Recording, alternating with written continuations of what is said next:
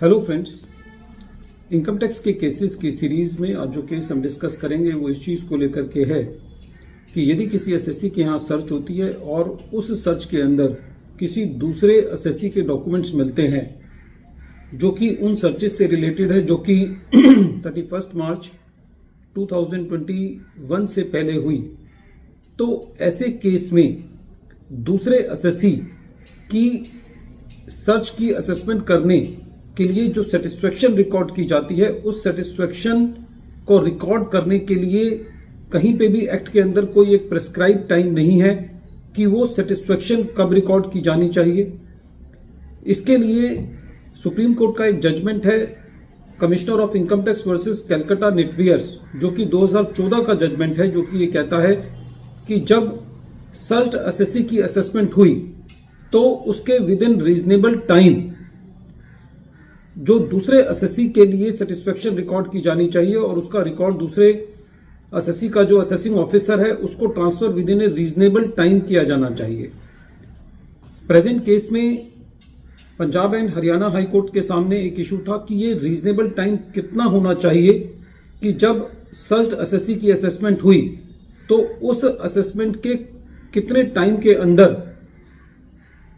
Satisfaction note prepare किया जाना चाहिए और दूसरे एसएससी के असेसिंग ऑफिसर को हैंडओवर किया जाना चाहिए। इसका जो क्या कोई रीजनेबल टाइम है, यही issue Punjab and Haryana high court ने प्रेजेंट केस में Bhupinder Singh Kapoor versus income tax officer के केस में डिसाइड की और ये केस 474 आईटीआर पेज नंबर 326 पर रिपोर्ट हुआ और इस केस का जजमेंट 6 नवंबर 2024 को आया। प्रेजेंट केस के अंदर किसी एक एसएससी के यहां सर्च हुई 28 जनवरी 2021 को और उस सर्च की असेसमेंट 30 सितंबर 2022 को कंप्लीट हुई।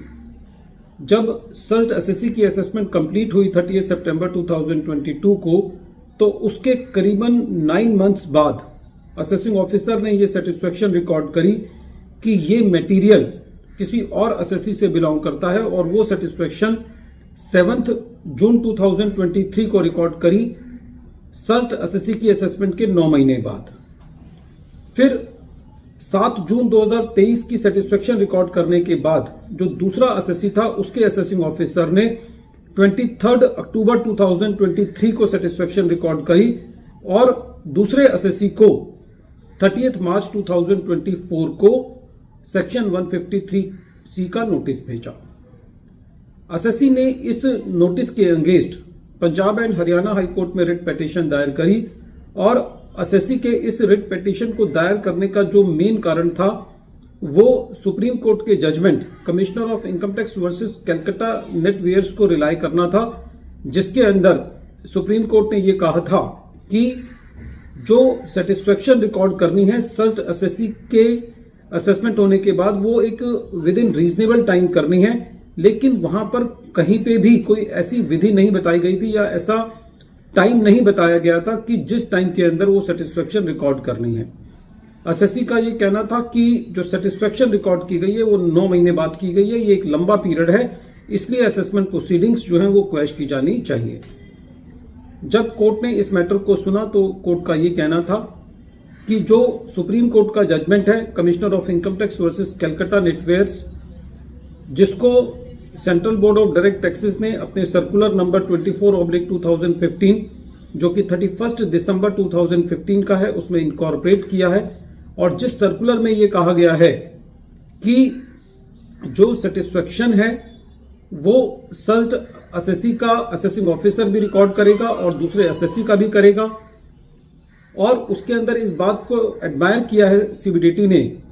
कि जो सेटिस्फेक्शन है वो with in reasonable time record की जानी चाहिए। लेकिन जब इस पिटीशन को Punjab and Haryana high court ने सुना तो कोर्ट का ये कहना था कि जो सेटिस्फेक्शन सर्च्ड एसएससी की असेसमेंट होने के 9 महीने के अंदर रिकॉर्ड कर ली गई है तो ये एक विद इन रीजनेबल टाइम है, ये कोई बहुत ज्यादा समय नहीं है, इसलिए खाली इस वजह से असेसमेंट प्रोसीडिंग्स को क्वैश नहीं किया जाना चाहिए। फ्रेंड्स, इस इशू पर मेरा ये कहना है कि प्रेजेंट केस के अंदर Punjab and Haryana high court ने 9 महीने को विद इन रीजनेबल टाइम माना, इसको डिले नहीं माना। लेकिन कुछ केसेस दिल्ली ITAT ने डिसाइड किए हैं जहां पर जो ये सेटिस्फेक्शन रिकॉर्ड की गई है वो सर्च SSC की असेसमेंट के 4 महीने बाद की गई है और वहां पर ट्रिब्यूनल ने उन असेसमेंट्स को खाली delay in recording the satisfaction के बिना पर उनको क्वेश किया है। बहरहाल इस केस के अंदर Punjab and Haryana high court ने 9 महीने के पीरियड को एक विद इन रीजनेबल टाइम माना, जिसके अंदर सर्च SSC की असेसमेंट के कंप्लीट होने के बाद जो सेटिस्फेक्शन रिकॉर्ड की गई वो जस्टिफाइड थी। वीडियो के अंत में एक बार फिर मैं केस का नाम रिपीट कर रहा हूं। केस का नाम है Bhupinder Singh Kapoor versus income tax officer और ये केस 474 ITR पेज नंबर 326 पर रिपोर्ट हुआ और इस केस का जजमेंट 6 नवंबर 2024 को आया। Thank you friends.